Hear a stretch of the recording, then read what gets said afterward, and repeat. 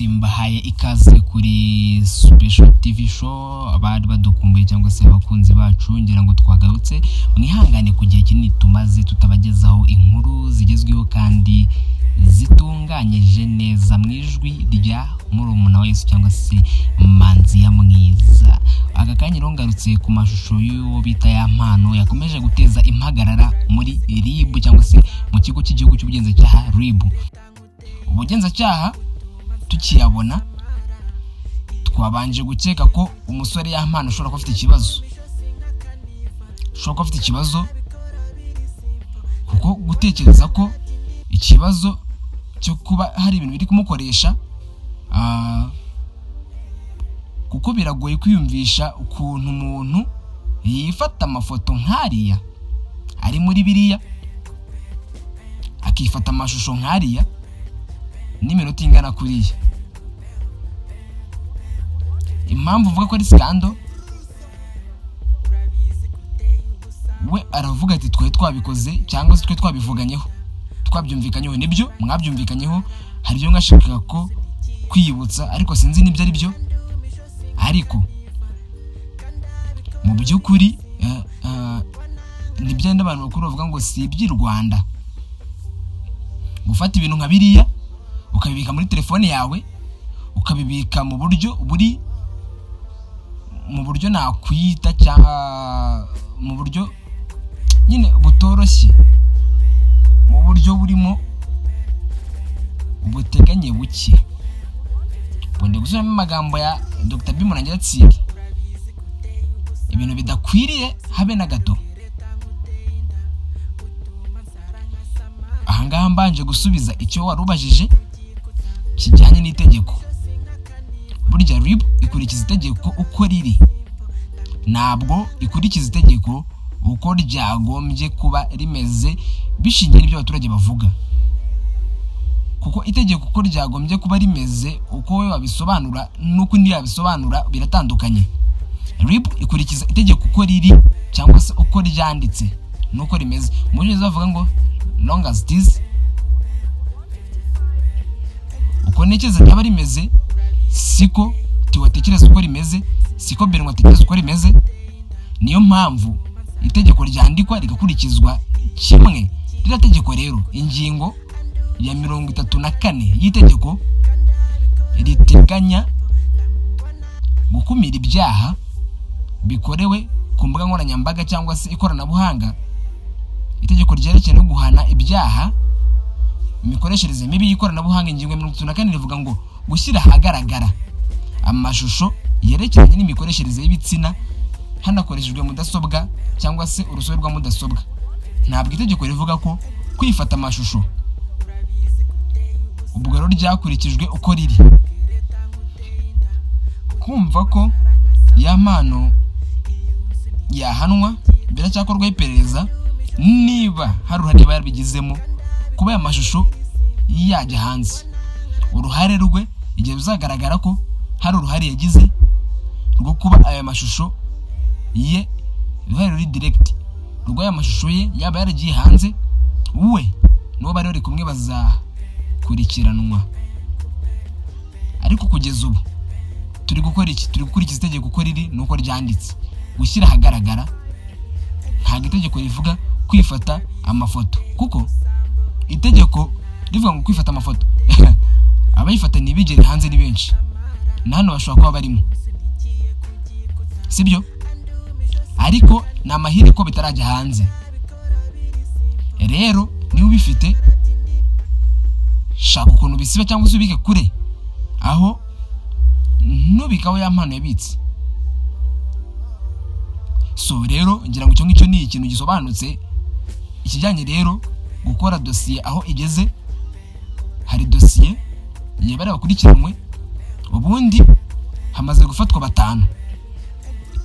Ishimwe Patrick uzwi nka Pazo, Kalisa John uzwi nka K John, Cyprien uzaba kiriho ariwe uzwi nka Jihad, Kwizera Nestor uzwi nka Papineska na Ishimwe François.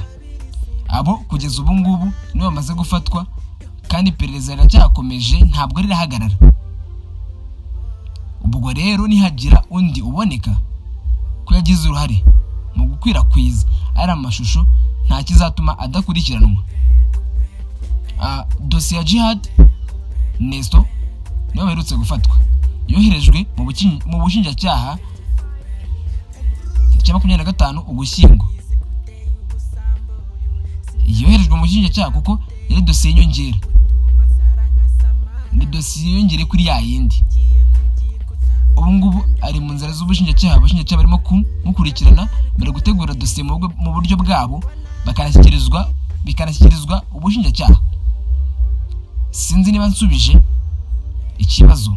Undi munyamakuru wamaje ati kuri Djihad yarasanganwe izindi dosiye, niko yabajije Bimunangira Thierry. Nkuko yavuze, reka iki ngiki nzi ngusubize nkuko nari mvuze impamvu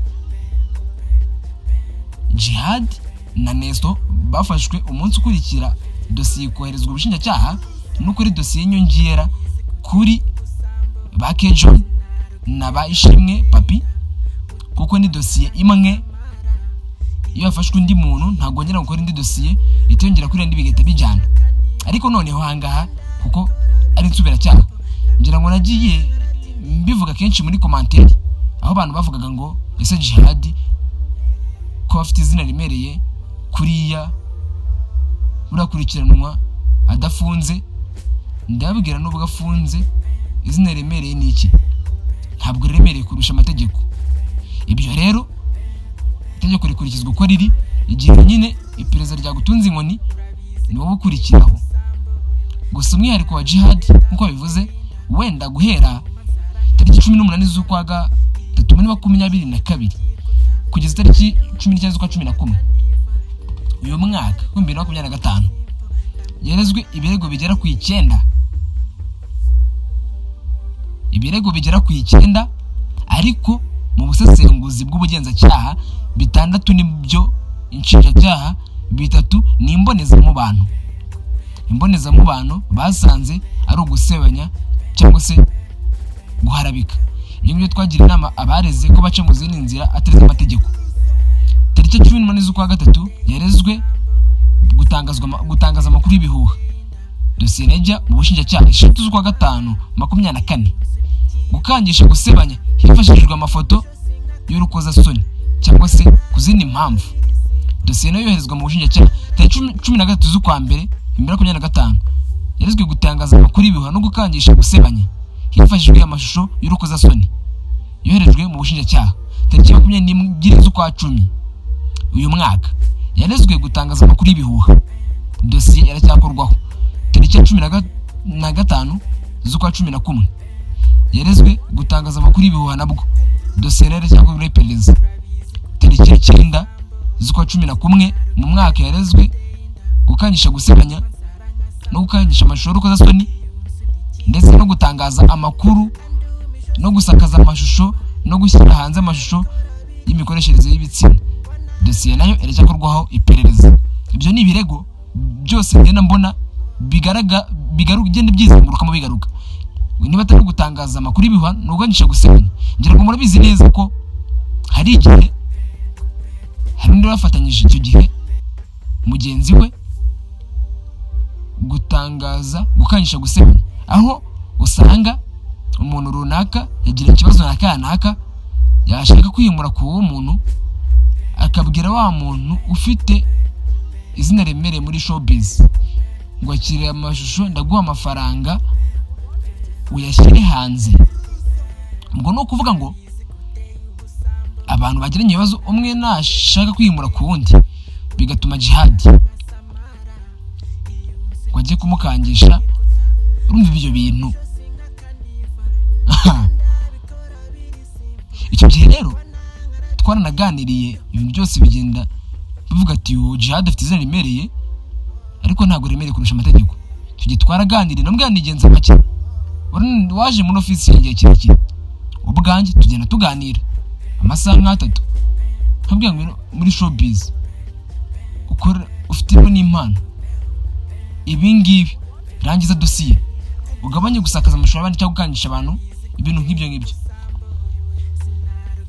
Abantu tuyadura amahugurwa kenshi abanyamakuru ibyakuru urumva kabizi. ibirego afite ni byinshi. Uyu Dr. Bimunangira Serena yagiye akomeza avuga ku birego Jihad agenda ashinjwa umunsi ku munsi, agenda agaruka ko bagenda banaganira kenshi ku buri gihe nyine bagenda bahura, atari ubwa mbere yarahuye na Jihad cyangwa se uyu nguyu uzaba akiriho. So reka rero dutegereze ibyaya mpano cyangwa se ibyaya mpano n'umugore, n'ubundi tugende twumva ikigenda gikurikiraho. Amakuru turatuya tubagezaho umunsi ku munsi. Mbibutse ko ni kuri Special TV Show, reka dukomeze tubane, mbifurize ko mbabwire ko ibi byose nakagaruka mugira ibihe byiza. Yari kwihangana Elisa Response cyangwa se Manzi mwiza cyangwa se murumuna wa Yesu. Mugire ibihe byiza, Imana ikomeze kubarinda. Ntibutse gukora subscribe, share, like na comment nimba udukunda, ukomeze kudushyigikira, dukomeze kujyana tubana umunsi ku munsi. Mugire ibihe byiza.